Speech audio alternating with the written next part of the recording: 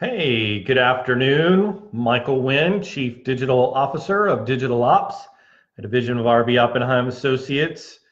Glad you guys are joining me today. This is actually video podcast number 4 in a series of 4 discussing the smart steps to building a business marketing plan for 2019. That's right.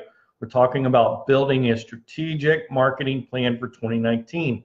And this is the time of year to do it because, before we get into the holidays and before we get into sort of the mad rush that all that brings, this is a great time to sit down and work through these steps. So earlier, step 1, we talked about the market and or situation analysis, how you got where you are and where you see yourself going in the next 24 months. Number 2 is the self-assessment, or often referred to as the SWOT analysis, understanding your strengths, weaknesses, opportunities, and threats. And then yesterday we talked about creating your objectives and defining your target audiences. So today we're going to talk about marketing tactics.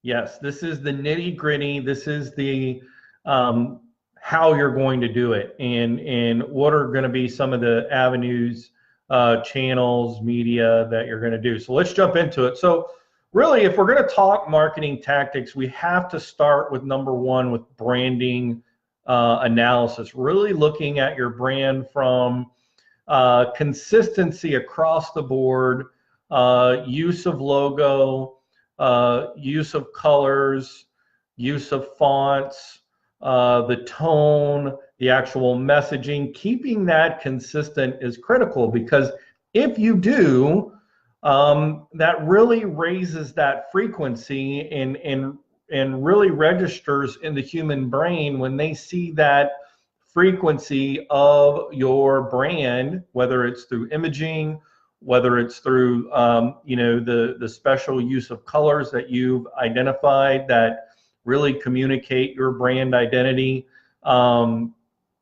Specific use of fonts, whether it's a sans serif or a bold or a mixture of bold and thin, but keeping that consistent look and feel.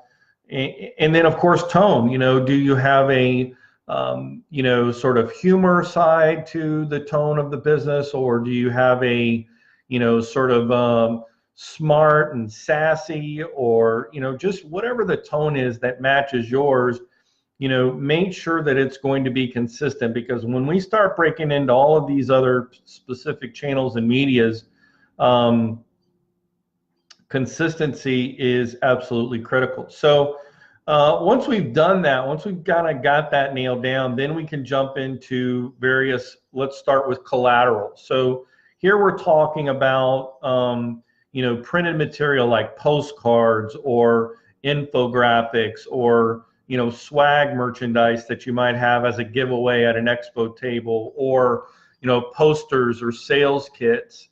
So thinking about and going through all those different things and having those ready, so that you can think about what's happening in 2019. Are you going to go to a spring expo, a summer expo, a fall expo? Are there cyclical things that happen in your business where you could utilize your business collateral? Next, we're going to get into digital marketing, and boy, there is so much. Like, I've literally developed 50, 60 videos on talking about all of these things, but to fire those very quickly, some areas, obviously your website being mobile friendly, having a blog which creates shareable content, which also can help your search engine optimization and your page rank to be found when people don't know what the name of your business is.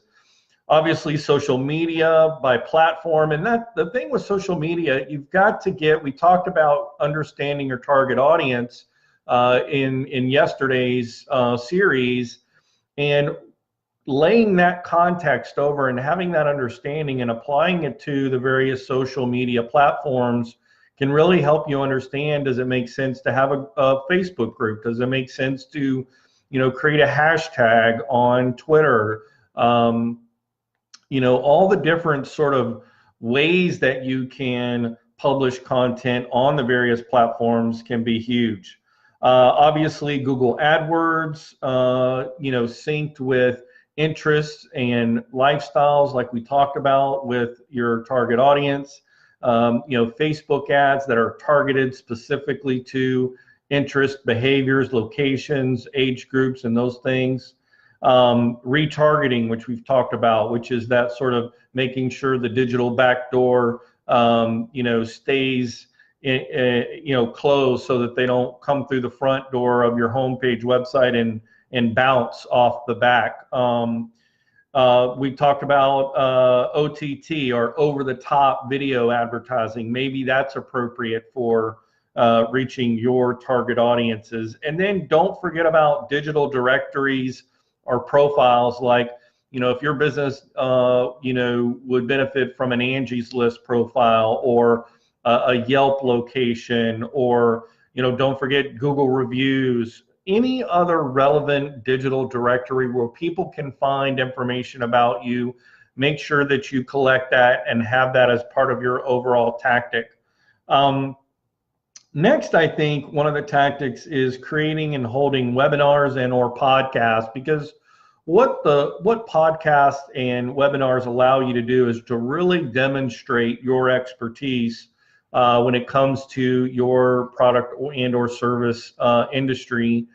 And you have to decide, does it make sense to have a paid format or a freemium model where you offer access to exclusive content for free for visitors, or do you want to monetize those and create a subscription format? So you, again, have to kind of look at your business goals and objectives, which we talked about in the last video, and see if that makes sense.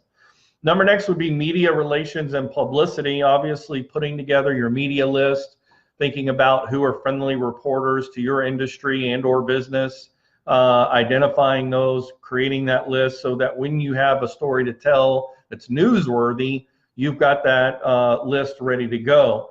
And I think that you need to make sure that you understand that those media relations can be traditional media relations as well as digital media relations, whether they are, online bloggers, or whether they are other podcast, stories or channels. That's something to consider. Next would be community outreach. So you want to have this as part of your tactics, where you can identify various community organizations or events in your community that are happening, and look for volunteer opportunities for you and your staff to be involved in the community, as well as sponsorship opportunities for the right events that would sort of match your customer client base and or target audience. And community calendars, online community calendars are a great resource to start finding out those events, and you can really build momentum throughout the year by identifying those things. So, and then lastly, if you have all these great tactics and you start doing them, but you have no measurement of the effectiveness of these tactics, you're really going to shoot yourself in the foot in 2020, when you want to be able to look back and say, how did that 2019 marketing plan go? What did we do that worked great? What did we do that totally flopped? Because you're going to have both. So make sure that you, in your month-by-month dialogue, your month-by-month recording of measurements, you have that information. So it's qualitative. How many people came? How many people saw it? How many likes? How many shares? How many forms were submitted? What did they like? How many videos? How many postcards we give away? Measure, measure, measure, because that is how you get insight for 2020 and deciding how you're going to adapt your plan. Guys, it has been really fun going through this 4-part series on building a killer strategic marketing plan for 2019. I hope you'll visit our blog at rboa.com/blog to catch all 4 of these videos, or you can check the podcast on iTunes and or Google Play. And again, my name is Michael Wynn. I am the Chief Digital Officer of Digital Ops, a division of RB Oppenheim Associates, and we'll see you tomorrow.